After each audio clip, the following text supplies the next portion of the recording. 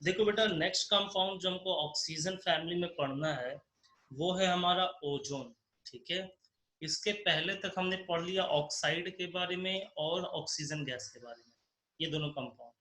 Ozone बेटा बहुत ज़्यादा इम्पोर्टेंट है आपके बोर्ड एग्जाम के लिए भी, और कंपटीशन के लिए बहुत ज़्यादा इम्पोर्टेंट है। जेई में बहुत क्वेश्चंस आते हैं ओजोन से।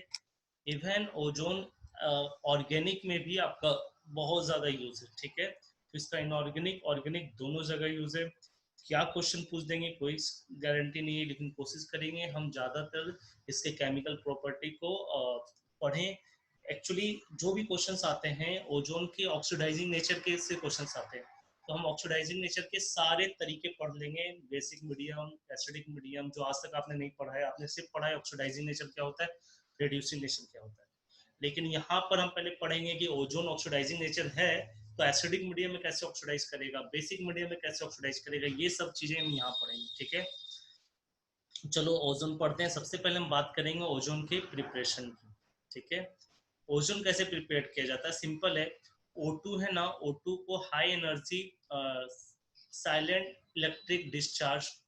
साइलेंट इलेक्ट्रिक डिस्चार्ज ट्यूब बेटा एक तरह का, जब हम आपको एटॉमिक स्ट्रक्चर पढ़ाए थे तो एक जो कैथोड रे का जो सेटअप था ना उसको भी इलेक्ट्रिक डिस्चार्ज बोलते थे। जो दो मेटल था और हाई वोल्ट दिए थे 10,000 वोल्ट, तो वहां से H2 गैस टकरा करके H में अलग हो गया था। जस्ट लाइक दैट O2 को भी इसी तरह कुछ सेटअप में हम टकरा के ऑक्सीजन ऑक्सीजन एटम अलग कर देंगे।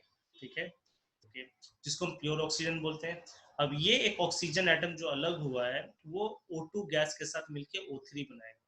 ठीक है, अब ये बेटा समझिएगा, जो हमारा एटमॉस्फेयर है वहां ओजोन कैसे बन रहा है। ठीक है, जब थंडरिंग हो रही है तो क्या हो रहा है, सन के से जो थंडरिंग होती है उस थंडरिंग के कारण एटमॉस्फेयर के जो O2 हैं वो ऑक्सीजन और ऑक्सीजन एटम में टूट जा रहे हैं, और जो बचे हुए ऑक्सीजन मॉलिक्यूल है उसके साथ वो नेसेंट ऑक्सीजन रिएक्ट करके O3 ऊपर ही ऊपर बना रहा है। ठीक है, तो ये बेटा O2 से O3 बनना एक रिवर्सिबल प्रोसेस है। बात समझ में आ रहा है?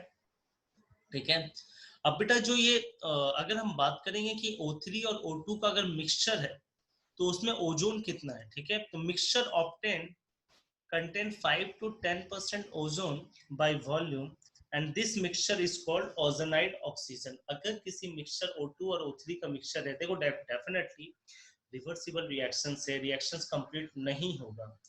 जब रिएक्शंस कंप्लीट नहीं होगा इसका मतलब ये हुआ कि O2 O3 उसमें दोनों है, तो उस मिक्सचर को क्या बोलेंगे, ओजोनाइड ऑक्सीजन, और उसमें ओजोन होगा 5 से 10%। ठीक है, अब हमको मान लिया और ज्यादा O3 बनाना है, जैसे हाई कंसंट्रेशन ऑफ O3 बनाना है या प्योर O3 बनाना है, तो हम सिंपल सा फ्रैक्शनल लिक्विफिकेशन कर देंगे। जो हम आपको बताए थे फ्रैक्शनल लिक्विफिकेशन, एयर में क्या करते हैं, टेम्परेचर डाउन करके फ्रैक्शनल लिक्विफिकेशन करेंगे और O3 बन जाएगा। Low concentration O3 can be made by ultra violet radiation of O2, जो मैंने आपको बताया अभी, अल्ट्रा वायलेट रेडिएशन करेंगे O2 बन जाएगा। O2 से O3 का बेटा ये रिएक्शन है, तो इसको प्रिपरेशन ऑफ ये O3 है। बेटा क्विंचिंग एक प्रोसेस होता है जो है ना ई फ्लोरोसेंस, मतलब जो उड़ जाता है उसको रोकने की कोशिश करता है। O2 का ई फ्लोरोसेंस को रोकता है क्विंचिंग। तो बेटा प्रिपरेशन आप याद रखिएगा, इसका प्रिपरेशन कैसे हुआ, रिवर्सिबल मेथड है O2 और O3 के बीच में। अब इसकी प्रॉपर्टीज की बात करेंगे, पहले फिजिकल प्रॉपर्टी बात करेंगे फिर केमिकल प्रॉपर्टी की बात करेंगे। प्रॉपर्टी में हम देखेंगे बेटा ऐसा कलर वगैरह सब चेंज हो जाता है। ठीक है, थोड़ा कैसे, थोड़ा ध्यान से देखेंगे। सबसे पहले बेटा हम फिजिकल प्रॉपर्टी की बात कर रहे हैं। देखो, अगर ये गैस फॉर्म में तो डार्क ब्लू गैस होगा। ठीक है, which form blue liquid on cooling, जो ठंडा करने पे ब्लू लिक्विड देगा, but on solidification form violet black crystal. अगर इस सॉलिड O3 का हो गया तो वायलेट कलर का देगा। ठीक है, कलर क्यों आ रहा है आपको पता है, मैंने आपको बताया था कि कलर कोई भी कंपोनेंट वही रिफ्लेक्ट करता है जो एब्जॉर्ब करता है उसका अपोजिट नेचर का। जैसे कि अगर मान ले कोई ब्लू कलर या वायलेट कलर रिफ्लेक्ट कर रहा है, ठीक है, तो इसका मतलब वो रेड कलर को एब्जॉर्ब करेगा। ठीक है, तो वही लिखा हुआ इसमें, रेड कलर एब्जॉर्ब कर रहा है मतलब हाई वेवलेंथ एब्जॉर्ब कर रहा है, तो लो वेवलेंथ वो इमिट कर रहा है। ठीक है, नेक्स्ट बेटा क्या है, ये अब देखो ये आपको पता है ना कि ओजोन मेरा है ना हमें बचाता है अल्ट्रावायलेट रे से भी।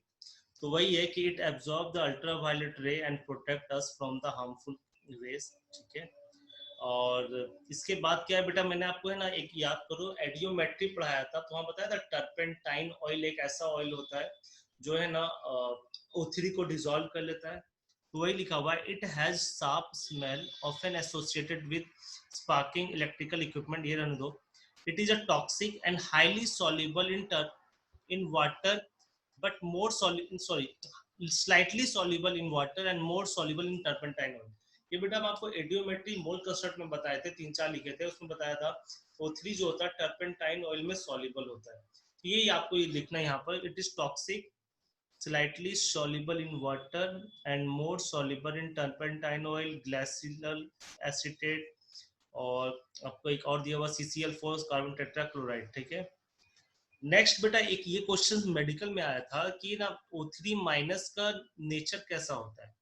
O3 बेटा डायमैग्नेटिक होता है, लेकिन O3 माइनस पैरामैग्नेटिक होता है। तो ये इसके physical property. After physical properties अब हम देखेंगे इसकी केमिकल प्रॉपर्टीज क्या क्या है, ठीक है। केमिकल प्रॉपर्टीज से हर बार क्वेश्चन आता है, या तो डायरेक्ट या इनडायरेक्ट। जेई में इनडायरेक्ट क्वेश्चन आता है, आपको 2-3 सीरीज के रिएक्शंस होंगे, आपको O3 बीच में डाला जाएगा। बस ये दिमाग में रखना है कि O3 आपका strong, very strong oxidising agent behave करता है, ठीक। यहाँ तक तो ठीक है। चलो आगे देखते हैं कि अगर ऑक्सीडाइजिंग एजेंट है तो अपने आप को किस ढंग से शो कर रहा है, ठीक है। देखो पहला क्या है, ऑक्सीडाइजिंग एजेंट, ठीक है, कोई दिक्कत नहीं, अपने आप को रिड्यूस कर रहा है। यहाँ पर बेटा आपके लिए कुछ नया है जो आपने आज तक नहीं पढ़ा है, थोड़ा सा इलेक्ट्रोकेमिस्ट्री का कंसेप्ट है, बट हम आपको समझा देंगे, समझिएगा। पहला रिएक्शंस में भी बेटा O3 एसिडिक मीडियम में, देखो लिखा हुआ एसिडिक मीडियम में O2 और H2O बना रहा, मतलब रिड्यूस कर रहा है। दूसरा रिएक्शंस में बेसिक मीडियम में OH माइनस के प्रेजेंस में आपका रिड्यूस कर रहा है, दोनों में ऑक्सीडाइजिंग एजेंट बिहेव कर रहा है। बट अब हमको बात करेंगे सर, दोनों में तो वो एसिडिक मीडियम में भी अपने आप को रिडक्शन शो कर रहा है और बेसिक मीडियम में रिडक्शन शो कर रहा है, तो बेटर किसमें करेगा। तो बेटा देखो ये SRP क्या होता है, स्टैंडर्ड रिडक्शन पोटेंशियल। मतलब बस इतना समझो कि अगर रिडक्शन हो रहा है ना, तो उसने एक वैल्यू शो की है रिडक्शन पोटेंशियल का, ये पोटेंशियल वैल्यू आता है इस इलेक्ट्रॉन के कारण, ठीक है। कैसे आता है ये सब हम इलेक्ट्रोकेमिस्ट्री में देखेंगे, बस ये समझो रिडक्शन की पोटेंशियल वैल्यू आई है कैसे, इलेक्ट्रॉन के कारण। The concept is more is the value of reduction potential, I repeat, more is the value of reduction potential, better is the reduction। जो बेटर रिडक्शन देगा वो बेटर ऑक्सीडाइजिंग एजेंट होगा। तो आज के बाद आपको याद रखना कि O3 एसिडिक मीडियम में अच्छा ऑक्सीडाइजिंग एजेंट है और अपने आप को ऑक्सीजन गैस और H2O में कन्वर्ट कर रहा है, ठीक है।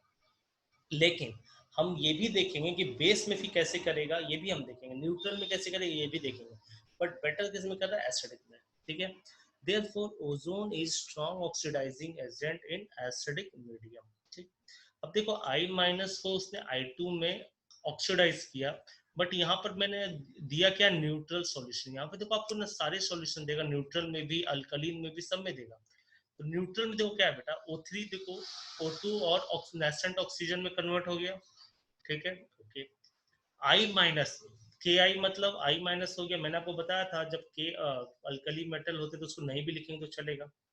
तो I माइनस O3 के साथ फाइनल रिएक्शन देखो, I माइनस O3 के साथ रिएक्ट करके एक्वस मीडियम में H2O मतलब न्यूट्रल मीडियम, ठीक है, I2 बना दिया और अपने आप को H2 में कन्वर्ट कर दिया, ठीक है। तो ये बेटा क्या था, न्यूट्रल मीडियम में Ki को कन्वर्ट किया, ठीक है। बाकी KOH बनाया, बट ये KOH बेसिक मीडियम नहीं हम बोलेंगे, न्यूट्रल मीडियम बोलेंगे, ठीक है। अगर Ki आपका बेसिक मीडियम में प्रेजेंट होता, अगर Ki आपका बेसिक मीडियम में प्रेजेंट होता, अल्कलीन Ki, तो आपको क्या होगा, देखो आयोडेट या पर आयोडेट बनेगा, मतलब एक तरह का सॉल्ट बनेगा। कैसा बनेगा देखो, Ki, लेकिन ये किसमें, अल्कलीन मीडियम में। O3 के साथ क्या बना दिया, KiO3, पोटेशियम पोटेशियम आयोडेट। लेकिन और जब थोड़ा ओजोन ज्यादा है, एक्सेस ओजोन है, तो पोटेशियम पर आयोडेट, तो ये समझ लो यहीं पर एक ही रिएक्शन कितना इंपॉर्टेंट है कि के आई एक्वस मीडियम में I2 में कन्वर्ट किया, के आई अल्कलिन मीडियम में आयोडेट और पर आयोडेट में कन्वर्ट किया। ये इसका बेटा ऑक्सीडाइजिंग नेचर का रिएक्शन था। नेक्स्ट बेटा देखो सल्फर फास्फोरस सबको ये ऑक्सीडाइज कर देगा। फाइनल रिएक्शंस हम देखेंगे, बाकी रिएक्शंस आपका आसान है, देखो समझने की कोशिश करिए। O3 है, O2 और नेसेंट ऑक्सीजन टूट गया, नेसेंट ऑक्सीजन सल्फर के साथ सल्फर ट्राइऑक्साइड बनाया, ठीक है, सल्फर ट्राइऑक्साइड पानी में जाके सल्फ्यूरिक एसिड बनाया। मेनली फाइनल रिएक्शंस देखेंगे। O3 है, ठीक है, सल्फर के साथ एक्वस मीडियम में क्या बना दिया, सल्फ्यूरिक एसिड 0 से +6 ऑक्सीडाइज किया, अपने आप को O2 बना दिया। H2S जहां सल्फर की ऑक्सीडेशन स्टेट क्या होगी, -2। अच्छा यहाँ पर एक चीज और, क्या H2S बेटा कहीं भी मिलेगा, H2S कहीं भी मिलेगा तो याद रखना सल्फर -2 से मैक्सिमम ऑक्सीडाइज करके सल्फर 0 आएगा, सल्फर 0 से कभी नहीं बढ़ेगा। ये भी आपको एक तरीका याद हो गया कि S-2 हमेशा S में जाता है। ऊपर वाला रिएक्शन में सल्फर 0 पे सल्फर +6 भी जा सकता है, किसी में +4 जा सकता है, वो अलग बात है। S-2 हमेशा अपने आप को ऑक्सीडाइज करके S में जाएगा। तो H2S O3 ने ऑक्सीडाइज किया और बनाया क्या, सल्फर एज अ प्रेसिपिटेट बना दिया, ठीक है। लास्ट रिएक्शन बेटा ड्राई I2 को आयोडीन को ऑक्सीडाइज करके उसने I4O9 बना दिया। तो ये सारे रिएक्शंस है ऑक्सीडाइजिंग एजेंट के। मैं आपको बोल रहा हूँ ऑक्सीडाइजिंग एजेंट से क्वेश्चंस आते हैं, हम कोशिश करेंगे ज्यादा से ज्यादा वेराइटी ऑफ रिएक्शंस कन्वर्ट करने का, सीखने का कैसे ऑक्सीडाइज कर रहा है। तो एक एक रिएक्शंस को समझ के और कुछ लाइंस अपने हिसाब से ऐड करना है, उसको ऐड करके कवर करेंगे। I4O9 एक आयोडीन का ऑक्साइड है जो फर्दर डिसोसिएट हो जाता है एक कैटायन और एनायन के फॉर्म में, दैट इज I+3, जिसमें एक आयोडीन हो गया +3 और दूसरा हो गया IO3 पे -1, IO3 पे -1, और ये पूरे ब्रैकेट में 3 नीचे लिखा रहेगा सफिक्स में, मतलब ये 3 यूनिट होंगे। तो I+3 और IO3 -1 और 3 रहेंगे तो -1 -1 -1 -3 और +3, ये 3 तो हो गए। तो ये इस ढंग से टूटता है और आयोडीन का ऑक्सीडेशन स्टेट अंदर ही अंदर +3 और +5 होता है। नेक्स्ट बेटा आगे की हम इसकी केमिकल प्रॉपर्टीज देखेंगे, ठीक है। आयोडीन के साथ देखो जो पिछला आयोडीन था वो ड्राई आयोडीन था और यहाँ पर जो आयोडीन है वो मॉइस्ट आयोडीन है, मतलब आयोडीन के साथ वाटर मिला हुआ है। तो ये आपके एक यूनिक रिएक्शंस हो गया, अलग रिएक्शंस हो गया। तो मॉइस्ट आयोडीन के साथ पर तो ये आयोडिक एसिड बना देगा HiO3, ठीक है। सिल्वर को ऑक्सीडाइज करके Ag2O बना देगा। मेडिकल में एक बार क्वेश्चन आया हुआ है which of the following precipitate are black in colour, तो आज के बाद याद होना चाहिए सिल्वर ऑक्साइड ब्लैक कलर का होता है, ठीक है, Ag2O। नेक्स्ट बेटा H2O2 इंपॉर्टेंट है। इंपॉर्टेंट कैसे है, क्योंकि H2O2 खुद ही ऑक्सीडाइजिंग एजेंट है, लेकिन O3 उससे भी स्ट्रॉन्ग ऑक्सीडाइजिंग एजेंट है। जब O3 उससे भी ज्यादा स्ट्रॉन्ग ऑक्सीडाइजिंग एजेंट हो गया तो H2O2 क्या हो जाएगा, रेड्यूसिंग एजेंट हो जाएगा, खुद ऑक्सीडाइज करेगा। देखो O3 एसिडिक मीडियम में रिडक्शन शो कर रहा है, मतलब oxidising agent. H2O2 oxidising agent होता था लेकिन O3 के साथ वो वीक है, तो अपने आप को अपने आप को ऑक्सीडाइज कर दिया, रिड्यूसिंग एजेंट बिहेव किया और O2 में रिड्यूस कर दिया। अब इसको बैलेंस करके पूरा रिएक्शन लिख लिए, ऑक्सीडाइजिंग एजेंट, रिड्यूसिंग एजेंट और फाइनल प्रोडक्ट।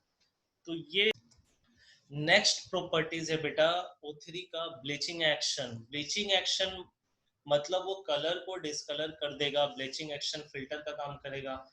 क्यों करेगा, सिंपल एक ही कंसेप्ट है, क्योंकि वो ऑक्सीडाइजिंग एजेंट है, क्योंकि वो नेसेंट ऑक्सीजन देता है और वो नेसेंट ऑक्सीजन ब्लीचिंग एक्शन का काम करता है, ठीक है। ये प्रॉपर्टी समझ में आया।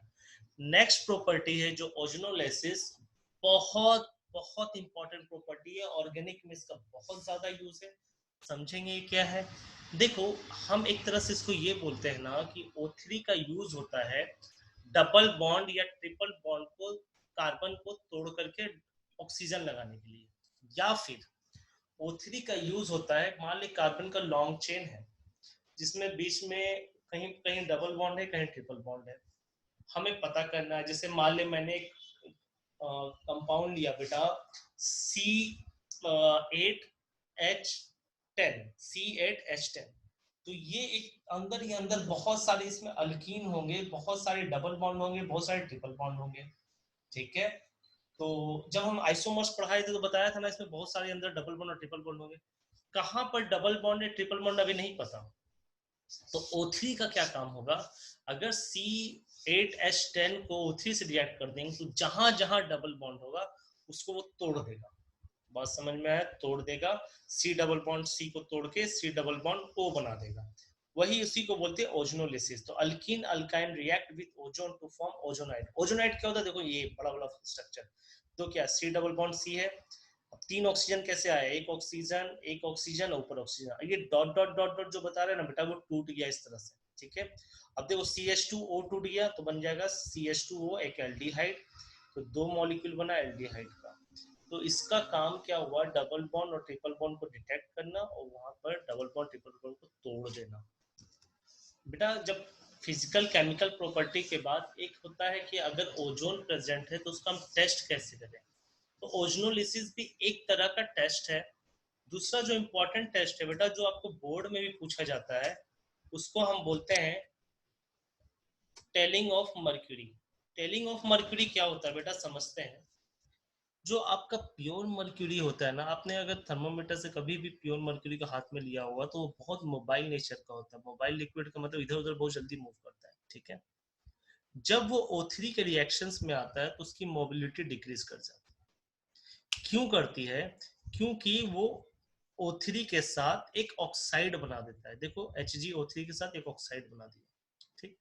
अब मान ले उसी ग्लास में हमने मर्क्यूरी के ऑक्साइड को रखोगे ना, तो सिंपल जब मर्क्यूरी होता है बेटा तो वो ऊपर पारा चढ़ जाता है, मर्क्यूरी चढ़ जाता है या नीचे चढ़ जाता है थर्मोमीटर में। लेकिन ऑक्साइड होने के बाद वो जब ऊपर से नीचे आता है ना तो एक चिपचिपा स्टिकी फॉर्म में नीचे आता है और एक टेल टाइप का स्ट्रक्चर बनाता है जिसको हम बोलते हैं टेलिंग ऑफ मर्क्यूरी।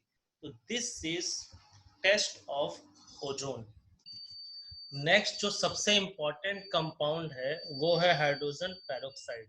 H2O2 की फिजिकल और केमिकल प्रॉपर्टी इंपॉर्टेंट है। और सबसे इंपॉर्टेंट बात क्या है कि H2O2 जब आप यहाँ सीख लेंगे ना तो आपका एक चैप्टर है hydrogen and its compound 11th में, तो उसका जो मेन चीज पढ़ना है वहां पर भी H2O2 पढ़ना है। तो आप जब यहाँ अच्छे सीख लेंगे तो समझिए वो चैप्टर का 30 से 40% आपका क्लियर हो जाएगा।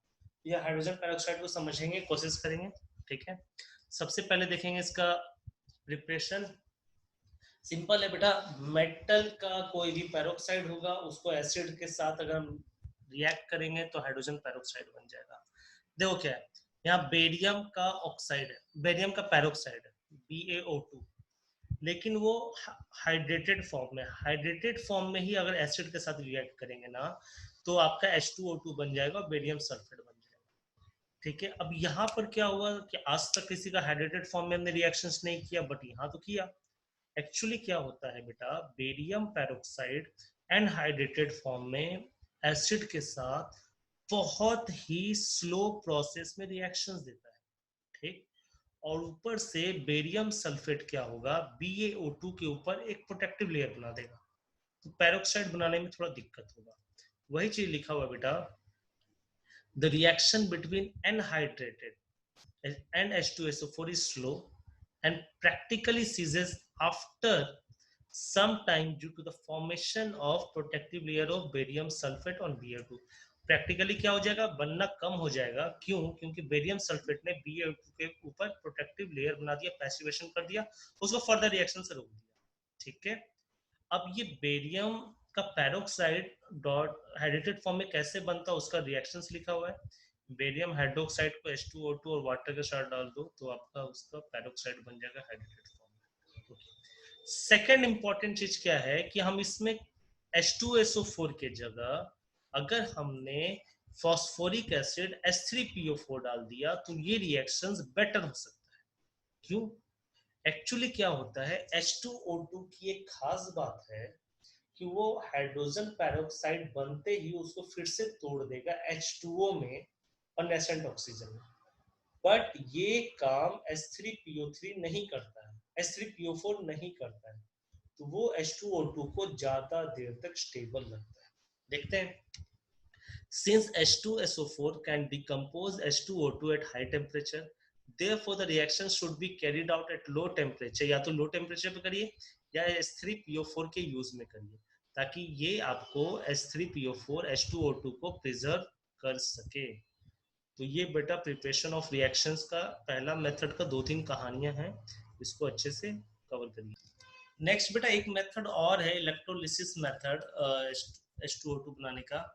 ज़्यादा इम्पोर्टेंट तो नहीं है बट एक बार हम देख लेंगे, ठीक है। तो क्या है, इलेक्ट्रोलिसिस ऑफ एसिड हम करते हैं, कंसंट्रेटेड एसिड H2SO4 या अमोनियम सल्फेट का हम इलेक्ट्रोलिसिस कर रहे हैं। देखो बेटा क्या हो रहा है, यहाँ रिएक्शन से समझ लो। H2SO4 का पहले H प्लस और HSO4 माइनस में टूट गया, ठीक है। अब ये HSO4 एनोड में कैसा रिएक्शन देगा और H प्लस कैथोड में कैसा देगा वो देखेंगे। हमको जो H2O2 प्रोड्यूस होगा वो HSO4 माइनस से प्रोड्यूस होगा। कैसे, देखो एट एनोड पे HSO4 बन जाएगा H2O8 माइनस 2, ठीक है। ये खुद अंदर ही अंदर एक पैरोक्साइड के फॉर्म में, ठीक है।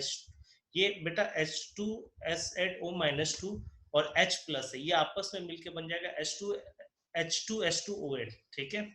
ये एक पैरोक्साइड कंपाउंड है जो पानी अंदर ही अंदर, देखो जब हम इलेक्ट्रोलिसिस करते हैं तो उसमें वाटर भी रहता है, ठीक है। तो वाटर के साथ 80 to 90 डिग्री में ये H2SO4 बना देगा, ये भी सल्फर का पैरोक्साइड है, और H2SO4 सल्फ्यूरिक एसिड बना देगा। H2SO4 फिर से H2O2 में टूटेगा। तो बेटा यहाँ पे ये समझना था कि H2SO4 से हमने हाइड्रोजन पैरोक्साइड बनाया। कैसे बनाया, उसको HSO4 माइनस से पहले H2H2OH बनाया। ये एक एसिड है, ठीक है, सल्फर का ही एसिड है। ये आपको वाटर के साथ H2SO5 बनाएगा, एक पैरोक्साइड कंपाउंड है। आई रिपीट, ये पैरोक्साइड कंपाउंड है। पैरोक्साइड कंपाउंड वाटर में जाने के बाद फिर से H2O2 दिया। तो सल्फ्यूरिक एसिड से H2O2 हाइड्रोजन पैरोक्साइड कैसे बन रहा है, इसका ये मेथड। लास्ट मेथड है प्रिपरेशन का H2O2 का, दैट इज इंडस्ट्रियल मेथड। इसको हम बोलते हैं ऑटो ऑक्सीडेशन मेथड, ठीक है। क्या होता है, क्यूनॉल, क्यूनॉल हम पढ़ेंगे फिनॉल चैप्टर में 12th में ही, जब ऑर्गेनिक पढ़ेंगे, ठीक है। क्यूनॉल से वो क्यूनॉन बना देता है ऑक्सीडाइज करके। तो ये बेटा है 2 इथाइल एंथ्राक्यूनॉल। एंथ्रा मतलब क्या हुआ, 1 2 3, तीन इस टाइप से रिंग, एरोमेटिक रिंग आपस में अटैच होते हैं, तो उसको हम बोलते हैं एंथ्रा, ठीक है। तो 2 इथाइल, दूसरे पोजीशन पे इथाइल, 2 इथाइल एंथ्राक्यूनॉल ऑक्सीडाइज कर रहा है एयर के साथ, तो बनेगा 2 इथाइल एंथ्राक्यूनोन और प्लस H2O2। तो ये बेटा नाम है इतना बड़ा, इससे ज्यादा कुछ नहीं है, ये इंडस्ट्रियल मेथड है प्रिपरेशन